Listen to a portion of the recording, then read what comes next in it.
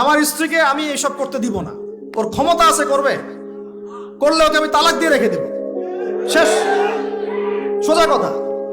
ও আমরা এইভাবেই কথা বলি বাসায়, এক কথায় চলবে, এক কথা উঠবে, এক কথায় বসবে, দ্বিতীয় কথা যেন বলতে না হয়। একদিন একটা ইস্যু নিয়ে মানে ঝগড়া তুলকালাম হয়ে গেল, আমি রাগ কন্ট্রোল করতে পারলাম না। বলছিলাম যে হাত মোজা ভালো করে পড়তে, হাত মোজা, হাত কথা বলার সময় দেখেন যদি আমি হাতে ভাবে উঁচু করি দেখা যায় এতটুকু।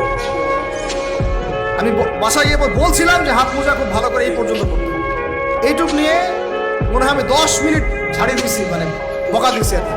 একদম মাথা নিচু করে শুনছে একটা কথা বলে। আমি আমার পরিবারকে ঠিক করলে কেন আমার মানে স্ত্রী বাইরে যাবে, কিভাবে যাবে? আমি বলতেছি না যে সে বাইরে যাইতে পারবে না, প্রয়োজনে তার প্রয়োজন পূরণ করতে পারবে না, এমন তো না বিষয়টা। বেপরদায় এভাবে যাবে কেন? বেপরদায় ফিতনার মধ্যে কেন যাবে? আমার মেয়ে, আমি জন্ম দিলাম, আমি বড় করতেছি, আমি খাওয়াই, মানে আমি খাওয়াই বলতে মানে কি, আমরা উপার্জন করে আমরাই খেতে খাওয়াই নাকি? আমরা ওসিলা না রিজিকের, আমরা কামাই রোজগার করে নিয়ে আসি। আমি খাওয়াই বলতে বোঝাচ্ছি আমরা কামাই রোজগার করে নিয়ে আসি, আমাদের ভালোবাসা দিই, মহব্বত করি, তিলে তিলে আদর মহব্বত দিয়ে বড় করি। আমার মেয়ে কেমন করে বাইরে, কেমন করে বাইরে, কোন সাহস এটা? আমি বাবা হয়ে বেঁচে থাকতেও কিভাবে যাইতে পারি? গেলে ওকে একদম খাওয়ার বন্ধ করে দিবে। আমার ছেলে বালেগ হয়েছে, নামাজে যাবে না কেন? যাবে না কেন? যদি না যায় আমি ওর খাওয়া বন্ধ করে দিব। শাসন করতে হবে সবসময়, কিন্তু মিষ্টি কথা চিরা ভিজে না। আল্লাহ পাক কোরআনের মধ্যে হেদায়েত দিতে উৎসাহিত করেছেন, এখানেই আবার আইনগুলো নাজিল করেছেন। মানে সবসময় মানুষকে দাওয়াত দিয়ে বুঝিয়ে সুঝিয়ে কাজ হয় না, মাঝে মাঝে পিটানো লাগে না? শাসন লাগে না? লাগে। তো আমরা যদি আমাদের পরিবারের মেয়েদেরকে নিয়ন্ত্রণ করতে পারি, ছেলেদেরকে নিয়ন্ত্রণ করতে পারি, দেখবেন আস্তে আস্তে ইনশাআল্লাহ এটা কমে গেছে। আর যদি এভাবেই গা ছাড়া দিয়ে দেন, বলেছি বেশি দিন লাগবে না, আর 10টা বছর পরে নাউজুবিল্লাহ আমরা আশ্রয় চাই আল্লাহর কাছে, এমনটা যেন না হয়। দেখবেন যে এটা এমন হারে বেড়ে গেছে যে ঘরে ঘরে সমকামিতা ঢুকে যাইতে পারে। নাউজুবিল্লাহ, এই তাদাদ, এই সংখ্যা দিন দিন বাড়তেছে। আপনাদের শহরে, আপনাদের এই অনেক এই যে এখানে আমি অনেক মাহফিল করেছি, অনেকেই আমাকে চিরকুট দিয়েছিলেন যে ভাই এখানে সমকামিতা বেড়ে যাচ্ছে, এই বিষয়ে কিছু বললেন। চিন্তা করেন, ভিতরে ভিতরে এগুলো চলতেছে, হোটেলে চলতেছে। আপনারা ভালো মানুষ যে বসে থাকলে হবে না, এত ভালো মানুষ হতে আল্লাহ পাক বলেন না। আল্লাহ পাক বলেছেন সৎ কাজে আদেশ করো, অসৎ কাজে কি করো, নিষেধ করো, এবং আপনি আপনার জায়গায় আল্লাহ বিরোধী কোনো কিছুকে প্রশ্রয় দিবেন না। সরকার কোথায় যায় যাক, প্রশাসন কি করে করুক, ওটা আমার দেখার দরকার। আমি আমার জায়গা থেকে আল্লাহ এবং রাসূলের বিরোধী কোনো কাজ করব। এই যে ইতিহাসটা ওরা জানতো না, সেন্ট ভ্যালেন্টাইন্স ইতিহাসটা বলবো, ওকে জানে? এই যে কত সালে এটা বাংলাদেশে আসছে, ওরা আসলে জানে? কে নিয়ে আসলো? দেখেন, ওটা বললামই, ওটা আনার পরে জেনা, ব্যভিচার, প্রিমিক্সিং, বাণিজ্য সব বেড়ে গেল।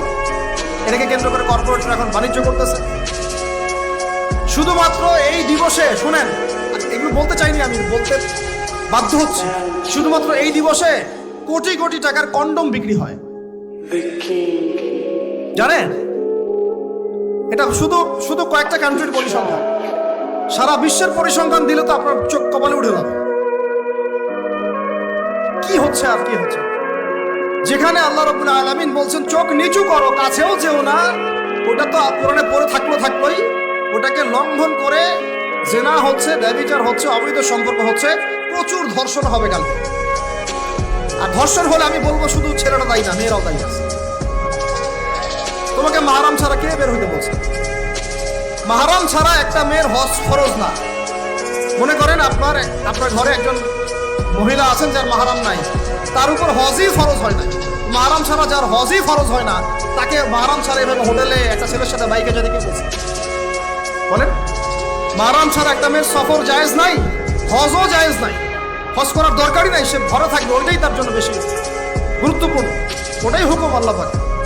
আর সে মাহরাম ছাড়া এইভাবে এখানে ওখানে ঘুরে বেড়াবে, ছেলের সাথে আড্ডাবাজি করবে, টাঙ্কি মারবে, চটপটে ফুচকা খাবে, এরপর 4-5টা ছেলে মিলে ধর্ষণ করে দিলে সব ছেলে দোষ ওই ছেলের উপর আসবে।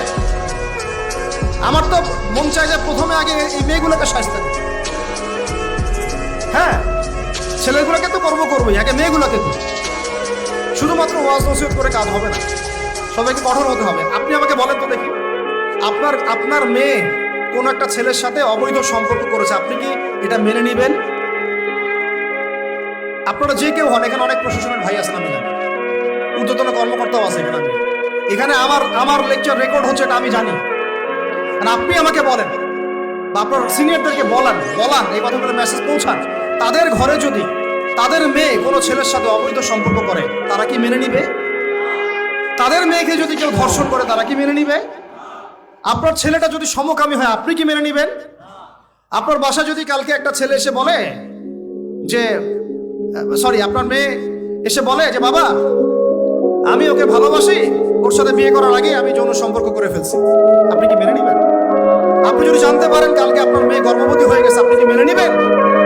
আপনি যদি জানেন কালকে আপনার ছেলে আপনাকে এসে বলছে বাবা আমি একটা ছেলেকে নিয়ে আসছি, ও ছেলেটা আসলে বাইরের ছেলে,